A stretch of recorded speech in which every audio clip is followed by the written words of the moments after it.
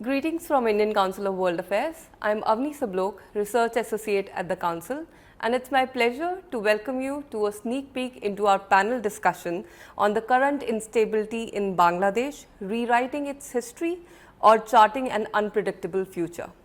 We have with us Ambassador Veena Sikri, former High Commissioner of India to Bangladesh. Ma'am, looking at the ongoing political and social economic unrest in Bangladesh, how do you assess the role of the interim government under Muhammad Yunus and what are your views on its longevity? Well, I think the interim government under Muhammad Yunus has been there for around 6 months now. And without going into the area of how they got there, etc., let's just see what they have been doing for 6 months. First of all, the increasing feedback from Bangladesh, from the people, that they consider this government to be unconstitutional because they were sworn in definitely under the constitution of Bangladesh, but this present version of the constitution has no provision for an interim government. So really it doesn't have any legitimacy or constitutional validity. It is true that the Supreme or the High Court has now given a verdict whereby some aspects of the 15th Amendment that were done under Prime Minister Sheikh Hasina have now been held back, and one of those is this cancellation of the inclusion of caretaker government.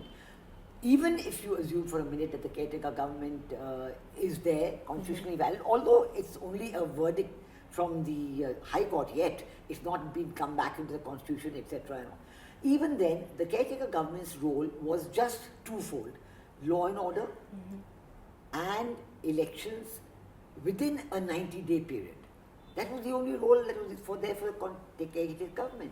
So even from that point of view, I feel that the regime of Professor Muhammad Yunus has really not fulfilled any of those requirements.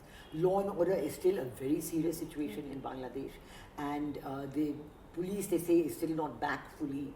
Even though the army has been given magistracy powers and police powers, they're not exercising it because there's some apprehension about whether they'll be allowed to go for UN peacekeeping.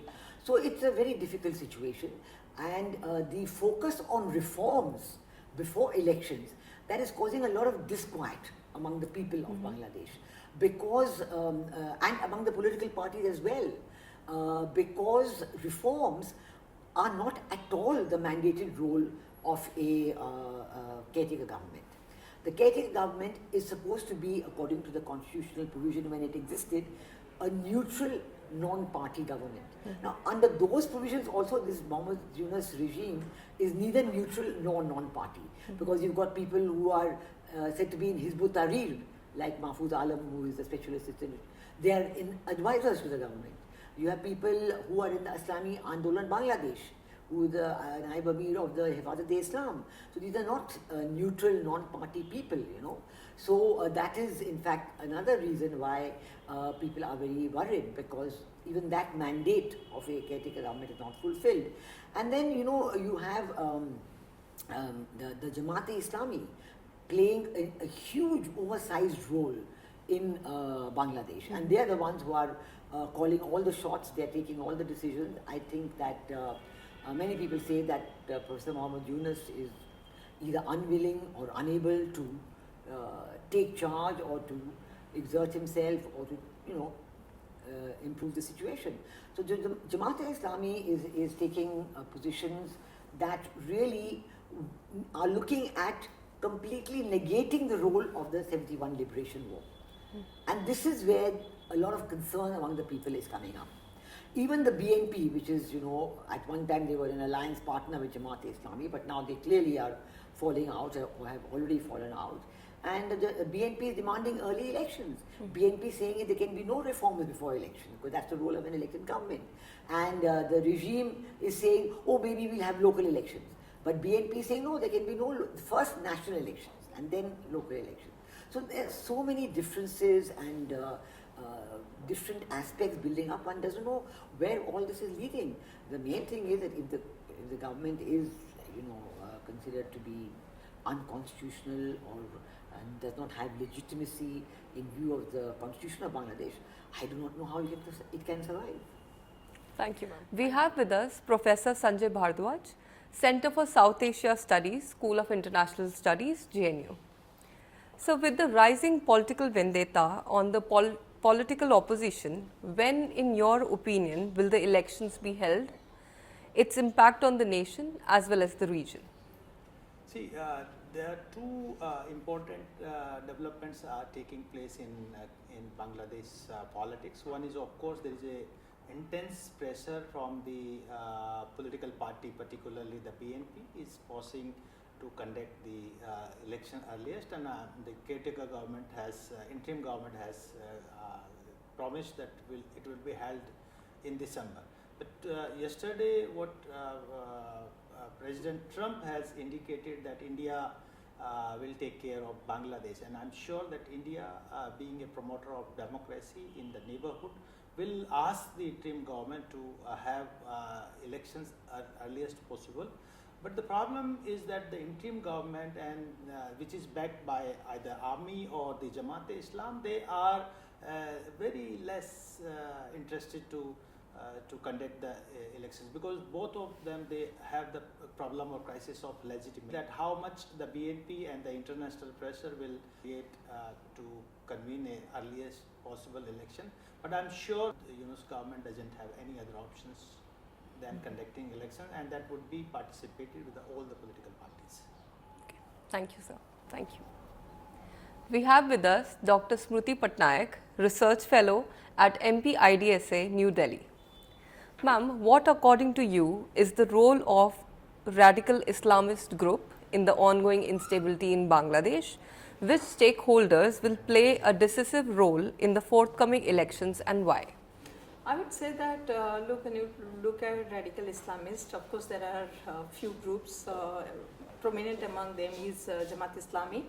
They played a significant role during the student uprising, especially organizing the protest in a very organized manner. Mm-hmm. In the forthcoming election, I would say that yes, they will play an important role in terms of depending on whether Awami League is participating or not. So it appears that some of the Islamist political parties are preparing to occupy the opposition space in the absence of Awami League, which is not yet decided.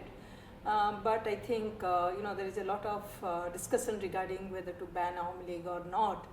So depending on that, the radical Islamist party think that they can really occupy the space and get much more seat compared to their electoral performance in the past.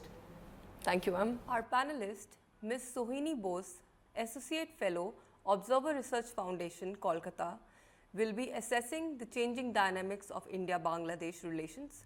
What shape have Bangladesh external relations acquired since the interim government began? India and Bangladesh share a relationship that goes beyond and deeper than the bilateral ties between their governments. These two countries share their history, their heritage, their language, culture, food habits, and important geographical factors such as land, transboundary rivers, and even adjacent maritime zones in the Bay of Bengal.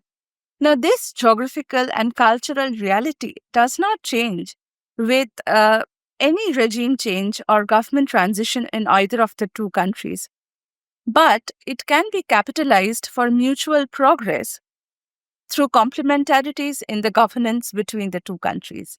And this is precisely being the hallmark of the relationship between the Modi government in India and the Awami League administration, the former Awami League administration in Bangladesh, led by Sheikh Hasina. But now with Mohammed Yunus-led interim government at the forefront in Dhaka, both countries are facing uncharted territories. And it will take time for both to find the right footing on which they would like to resume their diplomatic relationship. Currently, Bangladesh is trying to diversify its political partnerships, building relationship with multiple countries, while New Delhi is biding its time, trying to understand this new Bangladesh and reevaluate its partnership with this very important neighboring country. Therefore, currently it is difficult to predict when the proactive partnership will resume. However, it is an acknowledgement of this geographical reality and a mark of diplomatic prudence on part of both governments that none of the several projects that had been undertaken between India and Bangladesh have been terminated. They have been stalled, but they have not been cancelled. And currently, right at this moment, this is the silver lining between India and Bangladesh and their bilateral relationship. Thank you. We have with us Dr. Dhruba Jyoti, Research Fellow at the Council. He focuses on Pakistan, South Asia, Southeast Asia, and Israel. Dr. Dhruba Jyoti, how does the changing political scenario in Bangladesh impact India's neighborhood first policy? And how can the rising instability in Bangladesh impact eastern and northeastern India? India's neighborhood first policy has been practiced by governments basically starting from the 90s till date. You cannot choose neighbors, they are geographically constant, and for that reason you have to deal with them whatever the situation may be. And when we consider India's neighborhood first policy, that means our priority remains to be our neighbors. For that reason, our neighborhood first policy remains on or builds on developing equal partnership, better understanding, building trust, building confidence, based on equality, based on mutual understanding and cooperation. So there might be change of governments, there might be a lack of trust in between, there might be some miscommunication, some